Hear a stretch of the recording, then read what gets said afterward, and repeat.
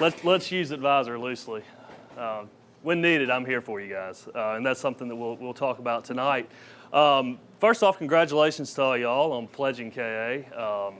I know y'all are all excited and probably had a good year so far. And I know Isaac and Ford, they've done a good job with y'all, and especially this Manhood series on showing you what it is to be a KA, is what Ford has done, and also Isaac. Kind of what that looks like outside of the fraternity world and in real life. So tonight I just wanted to go over a couple of aspects of manhood that I think are important and kind of relate it to how it is in a chapter, and then also when you get out in the real world, I say real world, and what that looks like. And to me, two aspects of being a man are respect and responsibility. Not only respect for yourselves, but also respect for others and respect for your chapter and the responsibilities that come along with that. I don't know if y'all go over, Hollis, you can tell me, do y'all ever go over the history of the KA chapter, the actual chapter here, the Alpha Upsilon chapter? I'm not sure if you've ever gone through that or not. I don't know if you guys are aware, but in 1997, May of 97, a group just like you guys decided to have a party at the KA house, this very house, one night, and just a normal fraternity party like you've all attended, I'm sure, plenty of times this year and previously. And 10 guys decided that they would kind of elevate it to the next level. And they made some poor decisions. Those decisions found their way to the Dean of Students' desk. And in 1997, the University of Mississippi told KA, see you later, guys. Good luck somewhere else. It was none of this. You're suspended for a semester. We'll reassess and come back next year. This was, thank you for your charter, guys. See you later. And the decisions of those 10 guys not only affected their pledge class, but also every fraternity member at the time. Those guys didn't have a house to go to. They didn't have a party to go to. For 3 years, there wasn't a pledge class that came through here. 2 other fraternities during that time rented the KA house. Our chapter room, which you will one day soon see, was destroyed by those other fraternities. There was nothing left of KA. Not only did it affect that class and that group of guys, but also the alumni that had put in their time and efforts, and also financially. I'm not sure if you're aware, but there's guys on Housing Corps that they have money invested in this, and they're liable to pay these notes whether you guys are here or not. And fortunately, a group of those guys in 2000 decided, all right, guys, we've done our time.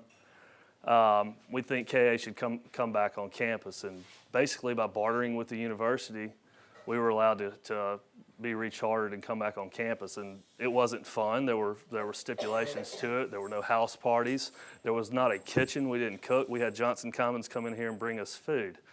But there was 68 of us that decided let's do something and take the challenge and start up this fraternity. Personally speaking, it was probably one of the greatest things that I've done. The friendships and the bonds that were made are still to this day are tremendous. But what I want to tell you guys now is that you are now that group that was 1997. It's now your responsibility to carry on this chapter forward, moving forward from here. And with that comes the respect and responsibility and the decisions that you're going to make. Responsibilities like paying your dues on time. You may think, oh, we'll get it whenever. Well, that's not the case. A sign of responsibility and manhood is taking care of your financial obligations. Showing up to meetings. Good job, all y'all. I'm not sure exactly how many aren't here, but the ones that are here, congratulations. This is a sign of responsibility and respect for the chapter and for Ford and also for Isaac. Thank y'all for showing up. There will be times where you go to a chapter meeting. You don't have to be at all those. You can skate out if you want to, but out of respect for your brothers and respect for your chapter, you'll be responsible and you'll show up. Going to class. We're here for education. That's what college life is, first and foremost. Be responsible. Attend class. Take care of your property, whether it's this property, your dorm room. Soon you'll be living off campus somewhere.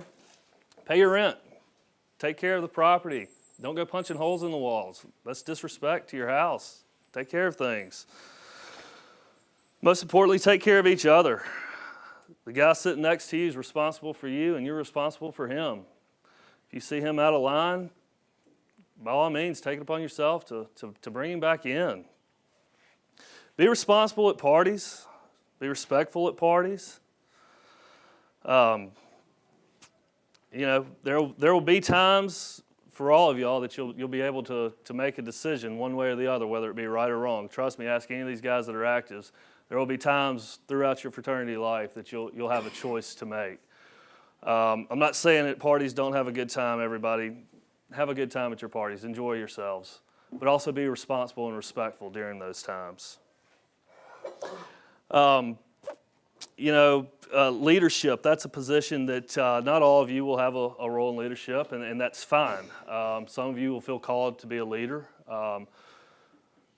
Personally, in the year 2001, we had to have a rush chairman and a rush class, and myself and another friend of mine, John Eric Hester, who's on Housing Corps now, were elected as rush chairman as freshmen in college.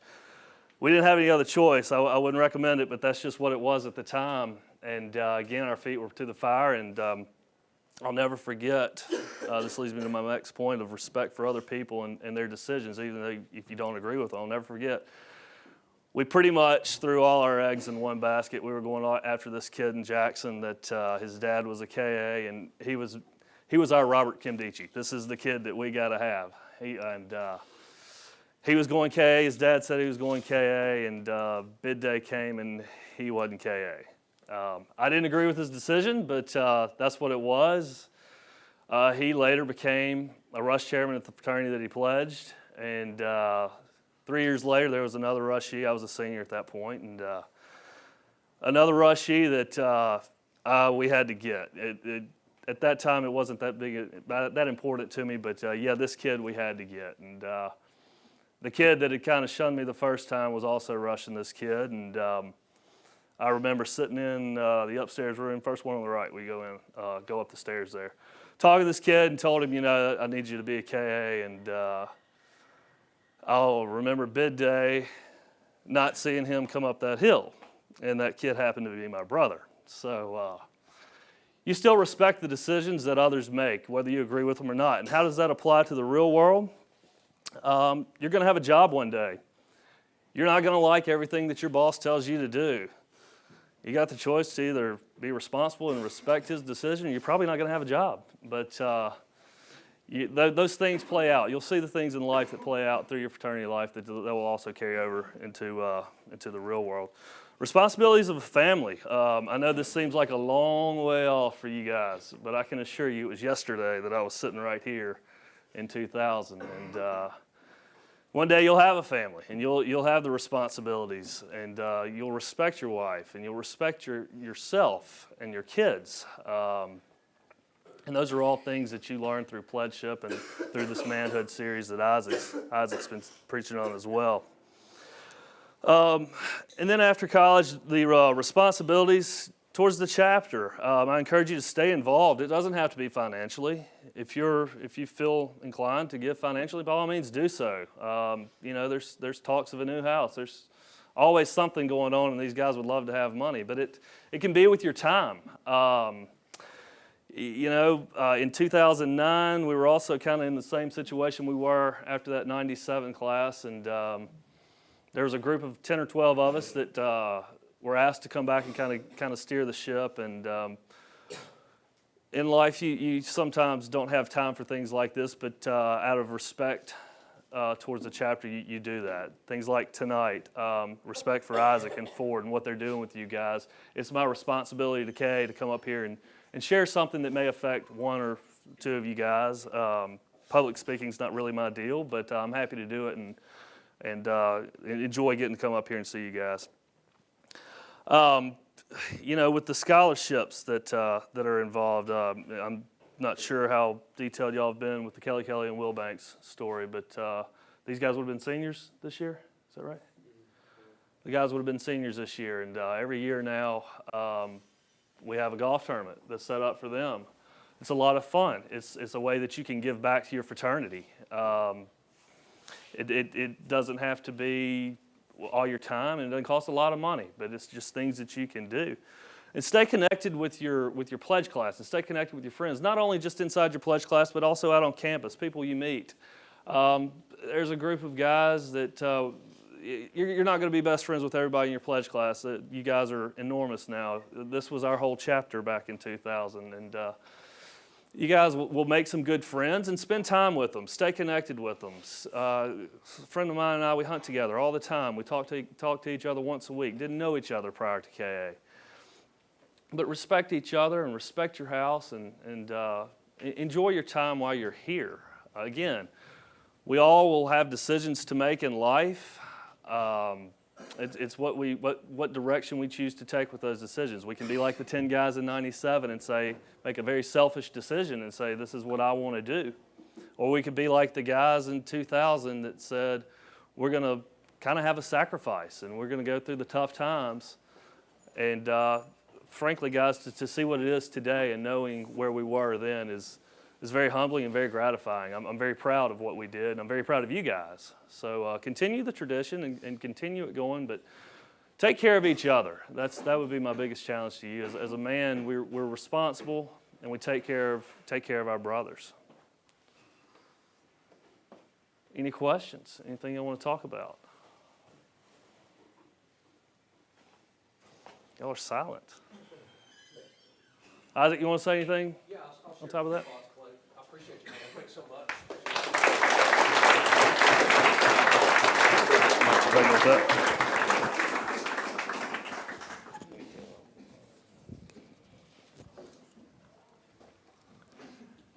I just have a few closing thoughts, but I will say this, guys, that I told you guys I've been in the Greek system for 29 years and worked with fraternities on 3 different campuses, and I've never seen a fraternity go from nothing to one of the best fraternities on campus like you guys. So you're really blessed to be a part of one of the best fraternities, not just on this campus, but one of the biggest fraternities in the nation. I think Clay and I were talking that this chapter has possibly over 350 guys now in this chapter.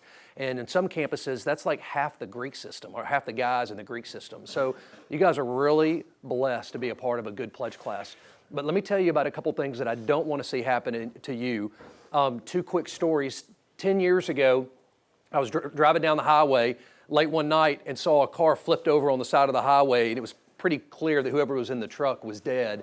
Found out later it was a fraternity guy, and he had had too much to drink, and his pledge brothers said they weren't going to give him the keys, but he argued and he argued and he cussed them until finally they gave him the keys, and he was dead out there on the highway. Guys, you need to love each other, take care of each other, but if you see a guy that's drinking too much or making bad choices, a true brother loves another brother enough that he'll confront him. Another story about 10 years ago, there was a guy that used to come to Cru some, came to our Bible study some, thought about going on one of our mission trips. He expressed interest, seemed like a really good guy, came from a good family up in Memphis. But one night he chose to put weed into his system, alcohol into his system, and I think cocaine too. And he got pulled over right out here by the gas station, right on the edge of campus. And Officer Langley was on duty that night, and he tried to reach in and grab the keys, and when he did, this guy gunned the car, and he drug Officer Langley down the road, and as you know, the police was killed. And that guy's still in prison. I think he's got at least 18 years that he's going to have to be in prison. So, guys, part of rejecting passivity and accepting responsibility is this chapter and for each other. Here's what I hope will happen with you guys is 25 years in the future after I was initiated, I got a phone call from one of my pledge brothers, and he decided to do a reunion, and we all got back together, and we had such a good time. We've done it now 3 or 4 years in a row. So I'm going to challenge you guys, don't wait till 25 years down the road. In about 10 to 15 years from now, one of you guys needs to be the man and step up and find these guys and track them down and start having reunions. When we get together, we laugh about old times. We go to a place where we're not tempted to go to a bar. We go out fishing someplace up in North Arkansas, so we're all stuck with each other in cabins for like 2 or 3 nights. But I'm telling you, it's great. And I love my pledge brothers. Part of the reason I went in the ministry was because of my pledge brothers. And you guys 10, 15, 20 years down the road, you need to get back together and talk about the things you've learned. Well, listen, guys, I appreciate you guys. My prayers are with you guys, and man, I'm going to be praying that you guys go on and be the best chapter that this or be the best class this chapter's ever had. Okay, let me pray for you guys. Father, I thank you for these men. Lord, I thank you for the men like Clay DeWeese back in 2000 that had the foresight to bring this chapter back on campus. And they really did something I have never seen happen before. They came back full speed and became one of the strongest chapters, not just here, but nationally. And Father, I just pray that you would continue to protect this chapter, that you would protect these men. Father, you would help them make good decisions. Lord, that they would respect each other and they would respect this chapter. Lord, we thank you. We praise you in your name. Amen. All right, guys. Appreciate you guys.